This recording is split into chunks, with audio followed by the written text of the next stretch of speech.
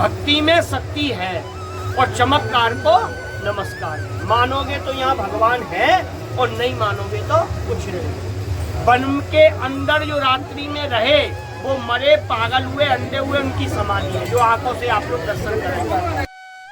इस पवित्र कुंज में दिव्य युगल राधा और कृष्ण रास लीला का प्रदर्शन करते थे, इसलिए इसे रास स्थली कहा जाता है। ये ब्रज रसिक स्वामी श्री हरिदास जी की साधना स्थली के रूप में भी प्रसिद्ध है।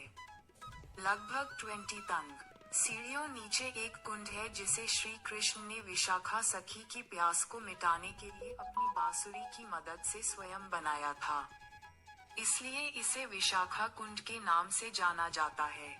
ये भी माना जाता है कि समस्त वृक्ष गोपी स्वरूप ही हैं। राधा रानी की कृपा से गोपी का रूप धारण करके दिव्य युगल की दिव्य लीला में प्रवेश प्राप्त किया जा सकता है। यहाँ एक छोटा मंदिर है जो राधा रानी का श्रृंगार घर है, जिसे रंग महल कहा जाता है, जहाँ उनके लिए आराम करने के लिए एक बिस्तर शैया रखा जाता है। ये भी माना जाता है कि श्री कृष्ण राधा रानी को सजाते हैं। यहाँ बांके बिहारी प्रकट स्थली नामक एक मंदिर है, जहाँ बांके बिहारी की दिव्य मूर्ति रसिक संत स्वामी श्री हरिदास जी ने संगीत साधना द्वारा प्रकट की थी। यहाँ एक और मंदिर है जिसे बंसी चोर राधा रानी कहा जाता है, क्योंकि वहाँ राधा रानी श्री कृष्ण की बांसुरी को चुराती हैं। यहाँ दुनिया का एकमात्र मंदिर है जहाँ राधा रानी बांसुरी बजा रही है। मधुबन भगवान कृष्ण के समय का 5500 वर्ष पुराना ये वन है, तो इसको बोलते हैं मधुबन। मधु नाम बोलते हैं प्राचीनतम। दूसरा बोलते हैं नीदुवन। नीदू नाम किसको बोलते हैं? जोड़े को। हर पेड़ जोड़े से है भगवान का। और तीसरा बोलते हैं वृंदावन। वृंदा किसको बोला जाता है? तुलसी को। वन बोला जाता है जंगल को। ये वन तुलसी के पेड़ है और तुलसी के जो पेड़ है उसी का ये वृंदावन था। वृंदा तुलसी, वन जंगल, तुलसी का जंगल वृंदावन था। मथुरा में जन्म लिया, कुल में पालन हुआ भगवान का। वृंदावन में गोपियों के संग रास किया है, रास स्थल है। यहाँ आज भी भगवान का 2 रूम है। पहला रूम है नंद महल, जिस महल में चांदी के थाल में लोटा, दातन, लड्डू, पान का बीड़ा, 16 श्रृंगार रखा जाता है और 7 ताला लग कर के वृंदावन के अंदर वृंदावन बिहारी के मंदिर से यहाँ रंग महल में लाया जाता है। 7 ताला लगता है, पंडा पुजारी निकल जाते हैं, सुबह खुलता है, सब भगवान का लोटा खाली, दातुन चवा, लड्डू फूटा, भगवान का वस्त्र बिखरा पाता है। भक्ति में शक्ति है और चमत्कार को नमस्कार। मानोगे तो यहाँ भगवान है और नहीं मानोगे तो कुछ नहीं। वन के अंदर जो रात्रि में रहे वो मरे, पागल हुए, अंधे हुए, उनकी समाधि है, जो आंखों से आप लोग दर्शन करेंगे। दूसरा बाबा रहे स्वामी हरदास, जिन्होंने भगवान को जमीन में से प्रकट किया, जिनका नाम पड़ा वृंदावन बिहारी। वृंदा तुलसी वन जंगल जमीन में से प्रभु प्रकट हुए, उनका नाम पड़ा वृंदावन बिहारी। यहाँ से राधा रानी की ओढ़नी, लड्डू और तुलसी का दाना यहाँ का साक्षी दीजिए अपने घर में। वन के अंदर आज भी हर घर में कृष्ण की घुंघरू बांसुरी सुनाई देती है। कहते हैं मधुबन में राधिका नाची और गिरधर की मुरलिया। आज भी वन के अंदर में उन भक्तों का जीवित समाधि है जो वन के अंदर रुक करके प्रभु का भक्ति किया। बोलो राधा रानी की, वृंदावन बिहारी लाल की। ताली बजा हंसो, राधे राधे।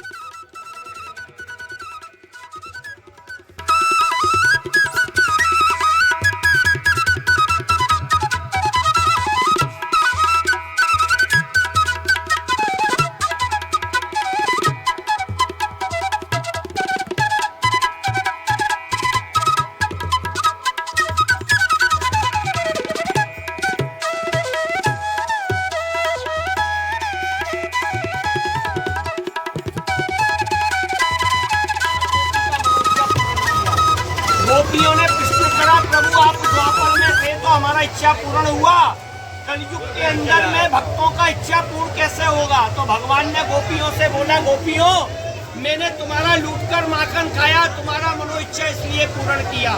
कलयुग के अंदर नंद के महल में जो भक्त लोग माखन मिश्री का भोग लगाएंगे, जैसे तुम्हारा कामना हुआ गोपियों से भक्तों का होगा। तो नंद के महल में आज भी भगवान का का 3 प्रकार का वस्तु मिलता है भोग लगाने पर।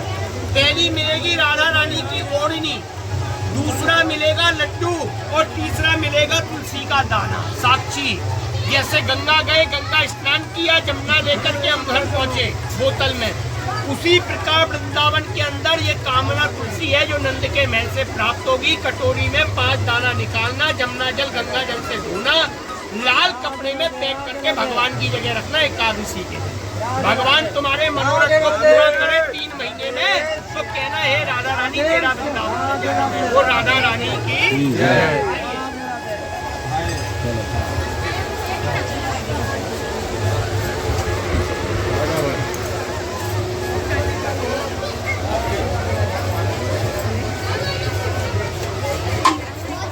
लोग आगे आ जाना भैया,